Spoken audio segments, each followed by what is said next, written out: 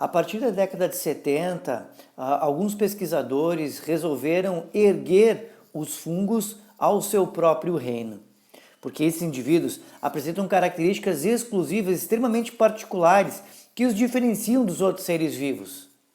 Os fungos, conhecidos popularmente como cogumelos de orelhas de pau, são aqueles que têm uma importância gigantesca dentro da ecologia, passando por decompositores, fazendo a reciclagem de nutrientes e contribuindo para os ciclos biogeoquímicos, mas também são aqueles que têm relação mutualista para com outros organismos, por exemplo, na formação de micorrizas, quando se associam a raízes de plantas. Os fungos, eles podem ser encontrados também dentro do conteúdo para as patologias, por exemplo, como as micoses. Esses organismos, eles estão muito próximos ao reino animalia por uma série de pontos que o coloca, por exemplo, quanto à sua reserva energética, na forma de glicogênio, a parede celular, ou seja, a presença de quitina, enfim, uma série de características que nos trazem em uma lacuna muito próxima. Então, nessa aula, a gente vai ver então as características gerais dos fungos, a sua estrutura, se utilizando como exemplo um cogumelo. Depois disso, a gente vai ver numa árvore filogenética quais são os pontos que separaram os diferentes filos dentro do reino fungi, quais foram os pontos que promoveram a dicotomia, a cladogênese entre os diferentes filos, e depois as características de cada um dos filos e as suas formas de reprodução. Vamos lá ver o que o reino dos fungos preparou para a gente aí. As características gerais do reino fungi são de extrema importância para entender o reino. Então a primeira coisa que a gente vê aqui dentro do reino fungi é que esses indivíduos têm, de novo, a característica de serem eucariontes, tá? Ainda por cima são heterotróficos. Daí tem um detalhe aqui na condição deles serem heterotróficos, tá? E eles vão apresentar o que a gente chama de, olha lá, ó, digestão extracorpórea por absorção. O que eles fazem? Eles eliminam enzimas digestivas para fora do corpo, fazem a pré-digestão do alimento e depois absorvem ele. Então essa digestão ela acontece fora do corpo. São organismos heterotróficos de digestão extracorpórea. A reserva energética desses organismos é na mesma forma que nós animais fizemos, na forma do glicogênio. E eles também apresentam uma parede celular de quitina, tá? Onde a gente pode observar essa parede celular de quitina já aqui, ó, no esporo, tá? Tendo uma parede celular de quitina, tá bom? São indivíduos uni- e pluricelulares, a gente vai ver isso mais para frente. Na estruturação deles, os fungos eles se reproduzem através de esporos, que são células haploides, e esses esporos eles se desenvolvem, eles germinam, certo? E formam estruturas filamentárias chamadas de hifas. Essas hifas têm duas naturezas. Ou elas não apresentam septos entre as células, ou elas apresentam septos. Quando elas não apresentam septos, a gente diz o seguinte, que elas são cenocíticas também. Se elas apresentam esses septos entre as células, ó, a gente diz que ela é septada se ela tiver um único núcleo, monocariótica. Se tiver dois núcleos, dicariótica. Lembrando que quando ela é monocariótica, o que acontece com ela é que ela é haploide, certo? Mas eu não chamo a dicariótica diploide, de diploide. Por quê? Porque aqui não acontece, então, não aconteceu ainda a fusão dos núcleos para pareamento dos cromossomos homólogos. Essas hifas irão se desenvolver. E essas hifas irão formar um emaranhado de hifas. Irão formar as micelas, certo? Que são um conjunto de hifas. O importante de lembrar aqui dentro é que essas micelas não formam tecidos. E aí as micelas se desenvolvem e se organizam, formando então uma estrutura chamada de corpo de... Aqui é um I, ó. Corpo de frutificação, tá? Corpo de frutificação. Esse corpo de frutificação é a estrutura representante em alguns fungos, não são todos eles que formam, tá? Então, por exemplo, quem que forma corpo de frutificação? Só quem tem hifa septada. quem tem hifa cenocítica não forma corpo de frutificação, tá? Onde ele vai formar aqui um micélio do tipo reprodutivo,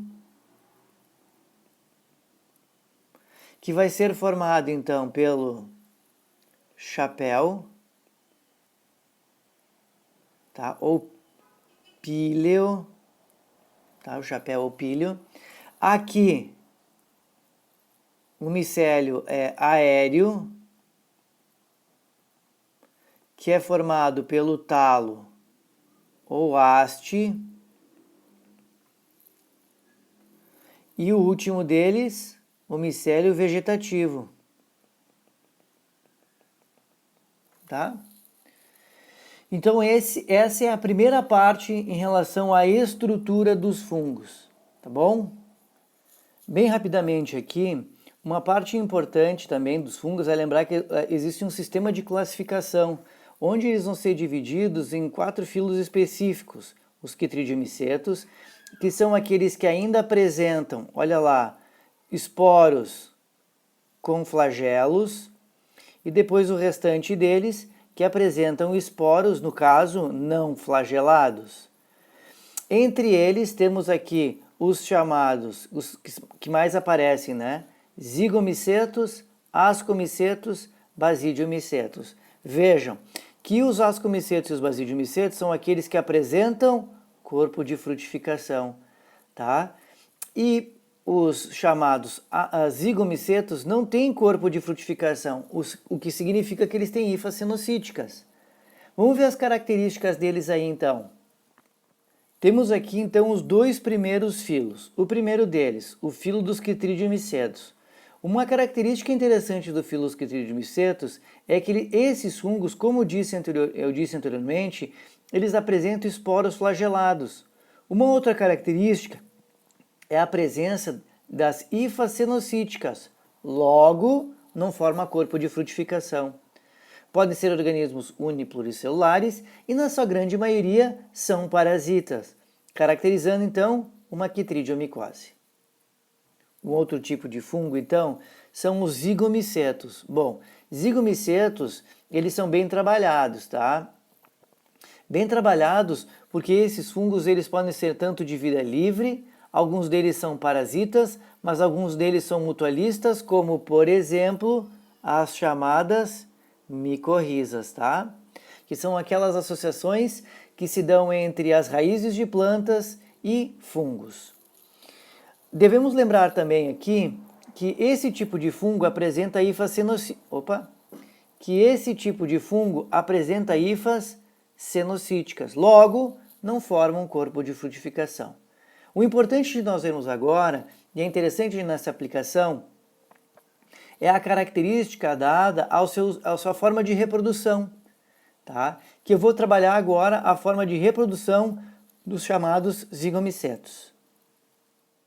Ainda dentro dos zigomycetos aqui, nós vamos falar de uma pequena parte do ciclo de reprodução deles.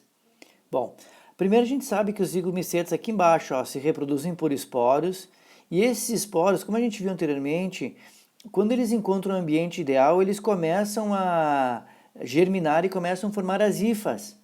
Essas hifas, por sua vez, produzem as chamadas hastes. Tá? Essas hastes elas podem se diferenciar e elas vão produzir aqui uma estrutura, na sua diferenciação, chamada de gametângio. Tá? Do gametângio. Esse gametângio, tá aqui eles, ó, diferenciado, ó, tá vendo? Esse gametângio, que é essa partezinha que eu fiz em preto aqui, ó. Os dois, tá? Esses gametângios aqui, eles acabam se fundindo. Quando eles se fundem, eles formam a estrutura conhecida como, deixa eu colocar aqui, zigoesporângio, tá? Nesse zigoesporângio, que está aqui ele se desenvolve e acaba se destacando das hifas, como a gente pode ver aqui. Tá vendo? Olha, ele se destaca das hifas. Aí, o que acontece? Lá dentro dele, ele sofre um princípio de meiose. Um princípio de meiose. E vai formar aqui, então, os chamados zigósporos, certo? Então, aqui vai estar os, zigósporos. Daí, o que acontece? Eles vão germinar. E quando eles germinam, eles formam essas pequenas hastes, como tu viu no slide anterior ali, tá? Essas pequenas hastes que têm uma estrutura superior acima deles que sofrem mitose, tá? Os chamados, aqui ó, esporângios.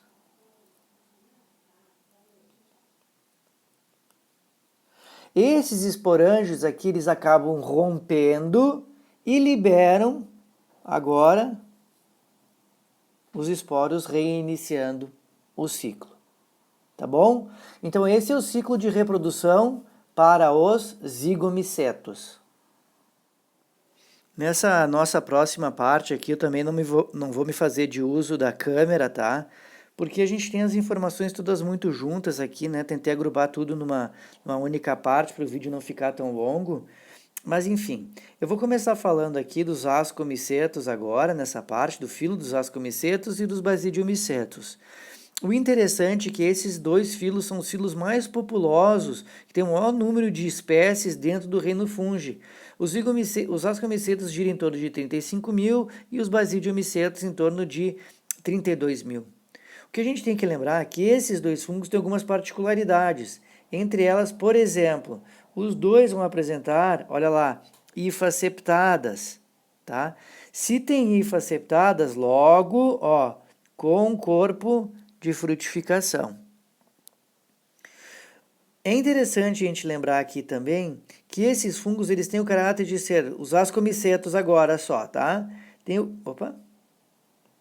Tem a característica de ser aqui tanto unicelulares, e aí esses unicelulares, só para tu lembrar deles, o Saccharomyces cerevisiae é aquele que a gente conhece como popularmente as leveduras,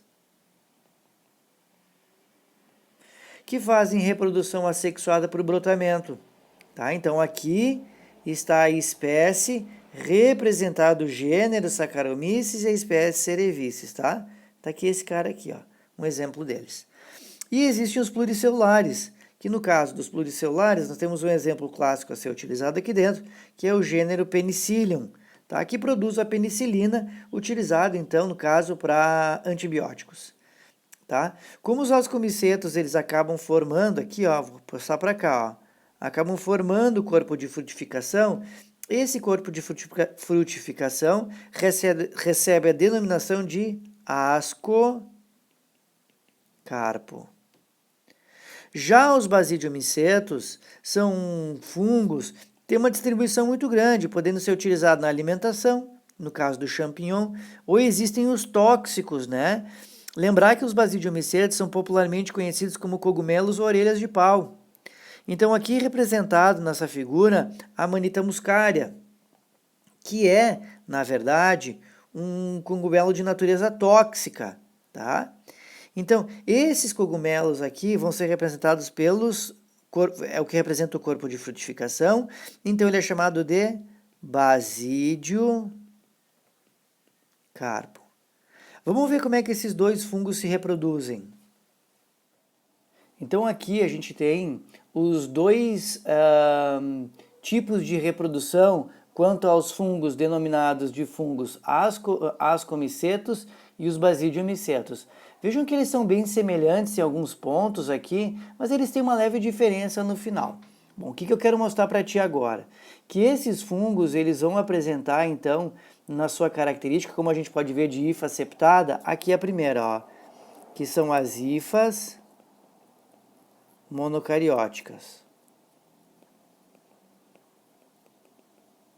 Aqui também, ó, hifas monocarióticas. Importante ressaltar que essa parte aqui são os esporos, ó. estruturas haploides. Para os dois, tá? Então deixa eu colocar aqui também, ó, esporos. Esses esporos germinam, formam as hifas. Em determinado momento, essas hifas elas podem fazer o quê? Ó? Elas podem se unir. E quando elas se unem, elas passam pelo sistema chamado plasmogamia, que é a fusão. Aqui eu também vou colocar, ó, a plasmogamia, que é a fusão do citoplasma. E aí essas células, essas hifas, passam a apresentar agora a condição de hifas dicarióticas.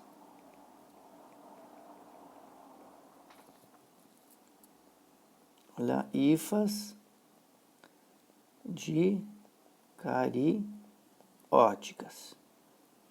E em algum momento, em algumas dessas células que formam as hifas, alguns núcleos podem acabar se fundindo, tá?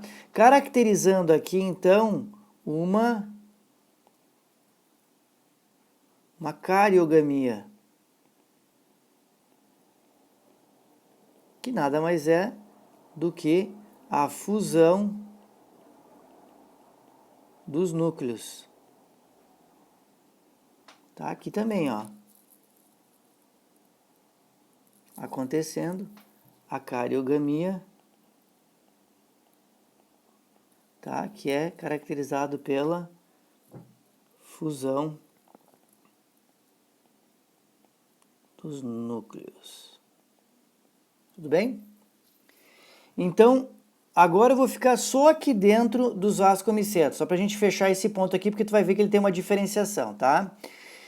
Nesse meio tempo, depois da fusão, claro que essa célula tende a se tornar agora diploide, certo? Aqui também, ó, aqui diploide. Mas aqui vai acontecer uma chamada meiose, que vai originar núcleos haploides, ó. E depois ele sofre, mais aqui dentro dos ascomicetos, mais uma mitose.